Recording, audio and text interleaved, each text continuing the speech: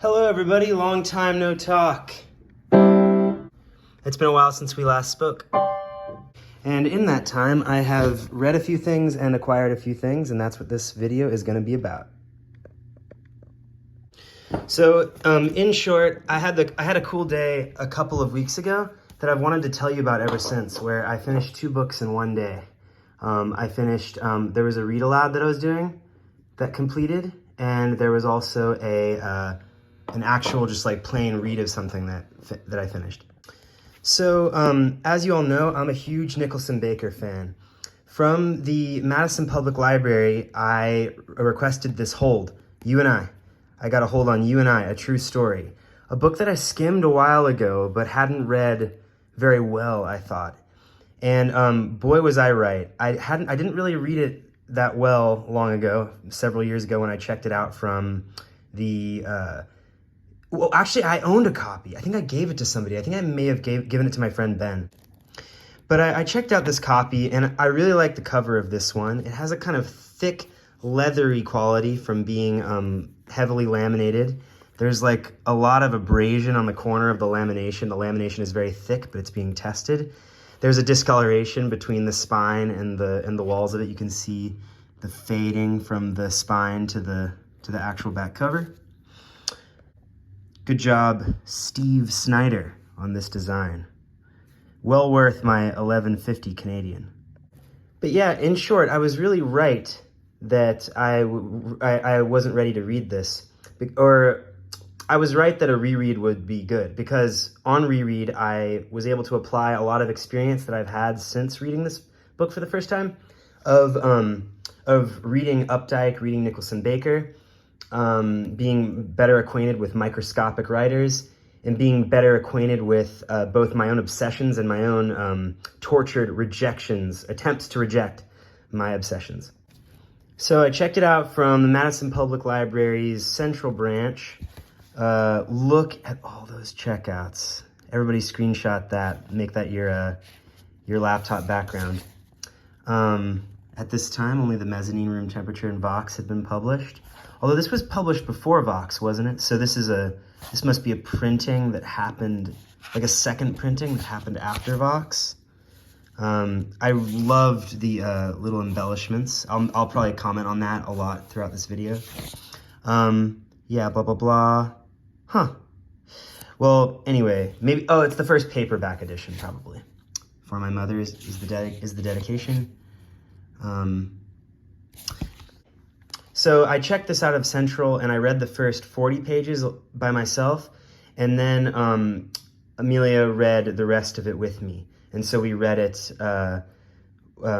just out loud, back and forth, largely in the car and in the kitchen, going to Culver's and things like that. And it was one of the best read-aloud experiences I've had. Another recent read-aloud experience was this book, Substitute. Reading the first 100 to 120 pages of this book out loud was roaringly hilarious. It's terrifying if you look at it a certain way, but I think that's the intention of this book, is to be hilarious and terrifying. Not necessarily terrifying, that's a strong word, but this is a wonderful read-aloud because there are so many genuine, just voices closely observed, kids saying unanticipatable things, the hallmark of teaching, I'm told. If there are any teachers watching this video, I'm sure reading this book, you would get the gist immediately. You would totally know what he's talking about, all these random things that kids say. But to the uninitiated reader, to the uninitiated with teaching, this is really funny and shocking. The combination of these 2 excellent read-aloud experiences made me feel like Nicholson Baker's the best, and really solidified me in my fandom. So yeah, I read it aloud. Simultaneously with reading this aloud, I was reading Mrs. McGinty's Dead to myself, and also listening to the audiobook using Spotify, because I realized that there are some audiobooks included in Spotify, but they only give you 15 hours of listening per month, which really crept up on me because I did all my first listening to this and then the audiobook of Villages, weirdly enough, across a month. So I got my 15 hours for November and my 15 hours for December all used up. And then I got a rude awakening when just the audiobook just stopped. Anyway, that didn't prevent me from finishing Mrs. McGinty's Dead, and I finished this on the same day as this. I don't know that I'm going to be able to draw many like parallels or anything, but that's just what happened. And this channel is in the business of telling you what happened, how I read, what the books were like, etc. This is a highly climactic book, You and I. It has lots of great essays in it on how we treat dead writers, etc. And how we treat venerable writers, how we expect, gratification when we publish something and want everyone to love it, etc. Throughout, there's also this arc of the more Nicholson Baker loves Updike and really appreciates his long-standing connection to it. His mother read Updike, actually read pieces and picked up pieces, and I think Hugging the Shore, which he talks about in the book. The more he appreciates, the better his capacity to criticize, and his minute and perfect criticisms reach their highest point, reach their zenith in this one part that I'm going to find right now. Because seem is even on its own so treacherously alluring in Updikeanism, especially in the characteristic early uncoupled copula rhythm of her blank seemed in its blinkety blankness and blanketed blinkness, also almost blonky in the late afternoon blonk. That was a howler. I mean a scream. It was a real scream. I laughed so hard. Yeah, so this is the copy I ended up buying because I was so, I loved this one so much. I wasn't able to find one cheaply that had this cover. Maybe I'll look for that someday, but this is fine enough. And it has like kind of that uniform edition kind of thing, so it fits with the rest of my vintage spines of Nicholson Baker on the shelf. It has like a little fold in it that you can see really accented by the gloss and candlelight. So yeah, it has a climactic arc of like being able to criticize more, and then it also has this climactic arc of getting more and more real. So it starts off as just a potential essay. He talks about like the process of conceiving of the idea of the essay and even pitching it to editors and like starting work on it and getting more and more comfortable with the idea of doing it. That's really cool. And then also this builds to the climactic scenes at the end, which are his actual encounters with Updike that are beautifully observed on the way. And beautifully observed, that's a reviewer, that's reviewer talk. But anyway, like it's really good. And then there are scenes along the way that are really priceless. Like there's one where he talks about paying for a Big Mac using only coins. In this part, he alludes to a piece on coins that he hasn't yet used up. I think I ended up finding that in a copy of The Way the World Works that I ended up buying off of thrift books and got in like an ex-library edition. So long story short, it's a very climactic book. These reading experiences were so good that I went out and bought this blue vintage copy of You and I that had no writing in it. That mark that you saw earlier was my own. And I ended up getting my own copy of Substitute. I could have got a used, or I could have gotten kind of a discounted copy of the hardcover or the paperback. Unfortunately, I don't think readers really love this one, Substitute, like the general reader doesn't seem to have loved it that much, because it's like a lot of people expected that the book would be an essay about what teaching is like or something like that, but it's an extremely long, just like transcript of his experience of a month of substitute teaching, which is not what everybody wants, but if you are available for it, and especially if you're a Nicholson Baker fan, you're gonna love it.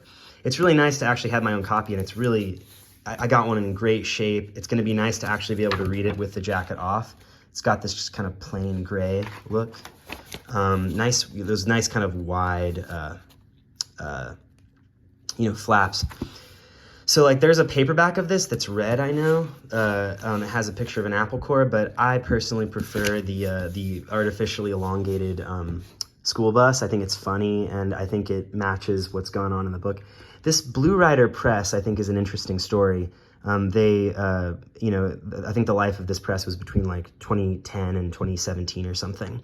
And they published both this and Traveling Sprinkler, which is a book that I read silently. And I want to listen to the audiobook of it because, like The Anthologist, it's narrated by Nicholson Baker, which is really cool. So I'm very excited to have those. And I was actually reminded that of how overdue this video is and how I needed to make it, because I needed to return these to the library. And I was like, oh crap, I should tell everybody about my reading experience. Mrs. McGinty's Dead, you know, I didn't really follow it perfectly, but I remember when they learned about the murder weapon, and I really appreciated the coziness of the village setting. I would go back and reread the first part of this book just to enjoy the coziness of it again. My copy served me very well. It was just old enough to feel extra cozy. It has this lovely advertisement for Curtain on the back, as I may have highlighted before. It didn't really even crease at all. It was extremely readable. Just the perfect condition for an old book to be in. The glue not really dry. It's got that yellow top, but none of the like brittleness or precariousness that you typically associate with pages that look like that. This is an edition, I think a uniform edition that many of the books were published in. I went to the book deal and looked and saw that they have many books, many of her books that look like this. I would enjoy owning some of the other ones. And I don't know if I will. There are also some Agatha Christie's that have absolutely horrifying covers. There's one that has like a face that's like x-rayed and looks like a zombie, and it's absolutely horribly off-putting. It has the color of like a booger. So there are a lot of things going on in Agatha Christie covers. While I'm kind of just digressing and saying whatever the heck, while I was looking at Agatha Christie books to follow up this one when I was at the book deal recently, I stumbled on some of her Mary Westmacott books. I almost got one in like an old paperback edition, but I didn't. I withheld. But then when I was in Knoxville and I was at McKay's, I found this copy of 3 of the Mary Westmacott novels on sale for $1.50 for the omnibus. There's this and like two volumes. So I think there's 2 volumes, each has 3 novels in it. And so I was like, heck yeah, I'm going to cop this. And I don't really know what else to say other than that. I remember a friend of mine who was really into Agatha Christie checking these out from the library, and I was kind of envious of them. And I was envious of the project of having this alter ego and being able to write a novel that's not like the one that you're really solidly known for writing.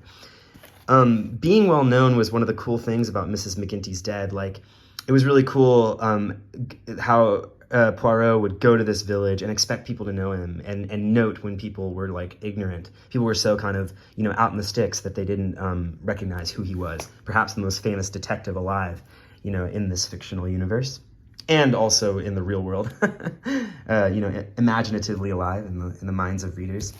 So anyway, I don't know if any of you have read the Mary Westmacott things. I don't think people must be really, really, jonesing to read these, because I got it really cheaply and I can't find much information on it. And I think people just prefer to talk about these novels. But, obscure corners of a writer's body of work are what Leafy Concern ought to specialize in. So there's that. And isn't it a nice book? It's in great shape. What's that press? St. Martin's Minotaur.